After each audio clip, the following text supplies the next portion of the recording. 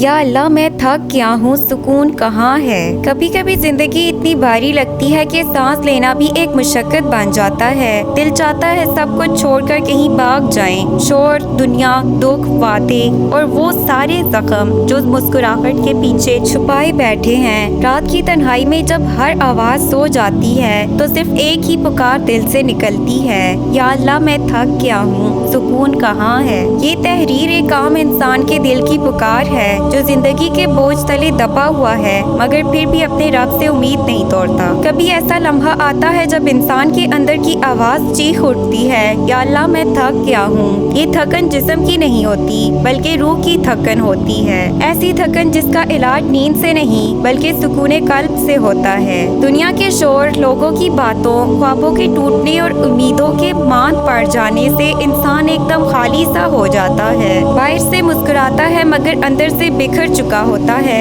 दिल चाहता है सब कुछ छोड़कर कहीं चला जाए, जहाँ कोई आवाज ना हो, बस खामोशी हो और उस खामोशी में अल्लाह की कुर्बत का एहसास हो। जिंदगी की हकीकत आजमाइश ही जिंदगी है। अल्लाह ताला ने कुरान में फरमाया, और हम तुम्हें जरूर आजमाएंगे खौफ, भूख, माल, जान और फलों की कमी से, और सब्र करने वालों को खुशखबरी दे दो। जिंदगी कोई फूलों की सेज नहीं, ये एक सफर है आजमाइशों का, आंसुओं का और सब्र का। जो इंसान जितना करीब होता है अपने रब के, अल्लाह उसे उतनी ही बड़ी आजमाइश देता है ताकि वो और मजबूत हो जाए। ये थकन दरअसल रब की याद दहानी है कि ऐ मेरे बंदे, तू दुनिया में बहुत उलझ गया है, अब मेरी तरफ आ। सुकून की तलाश गलत जगह पर नहीं, सही जगह पर करो। हम अक्सर सुकून तलाश करते हैं लोगों की तारीफ में, दौलत के अंबार में, किसी खास इंसान की मौजूदगी में या अपनी मर्जी के पूरा होने में। लेकिन ये सब वक्ती सुकून है, लम्हाती। असल सुकून तो वो है जो रूह के अंदर उतर जाए और वो सिर्फ अल्लाह के जिक्र में है। अला बिज़िक्रिल्लाह ही तत्मइन्नुल कुलूब। याद रखो, अल्लाह के जिक्र से ही दिलों को इत्मीनान नसीब होता है। जब तू सजदे में जाता है, जब तू रात के सन्नाटे में रोकर कहता है, या अल्लाह, मुझे अब किसी और चीज की तमन्ना नहीं, बस तू मिल जा,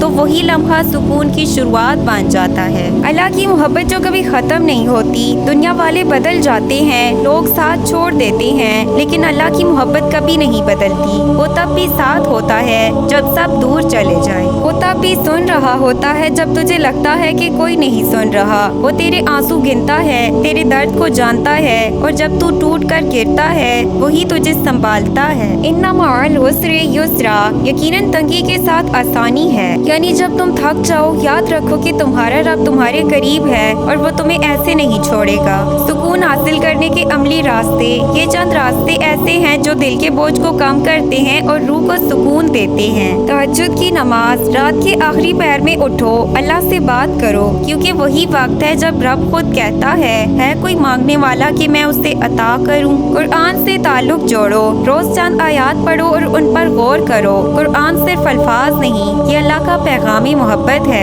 शुक्रगुजार बनो, जो है उस पर शुक्र करो, क्योंकि शुक्र से रहमत बढ़ती है और नाशुक्री से दिल का सुकून छिन जाता है। लोगों से नहीं, अल्लाह से मांगो। इंसान तुम्हें थका देता है मगर अल्लाह तुम्हें सुकून देकर नवाजता है। सब्र को दिल में जगह दो, सब्र कमजोरी नहीं बल्कि ईमान की ताकत है। अल्लाह सब्र करने वालों के साथ है। आखिरी बात, तुम अकेले नहीं हो। ऐ मेरे थके हुए दिल, याद रख, तुम्हारा रब तुम्हें देख रहा है। वो जानता है कि तुम कितने दिनों से रोके हुए आंसू अंदर रखते हो। वो जानता है कि तुमने कितनी रातें जाग कर गुजारी हैं। वो तुम्हारे दिल की हर धड़कन सुन रहा है। बस थोड़ा सा और सब्र, सुकून तुम्हारे रास्ते पर आ रहा है। अल्लाह के वक्त पर, अल्लाह के अंदाज में। दुआ, या अल्लाह, मैं थक गया हूँ मगर हारा नहीं, मैं रोया हूँ मगर उम्मीद नहीं छोड़ी। या अल्लाह, मेरे दिल को वो सुकून अता कर जो तेरे कुर्ब में है। आमीन। वो इत्मीनान अता कर जो दुनिया के शोर से आज़ाद है,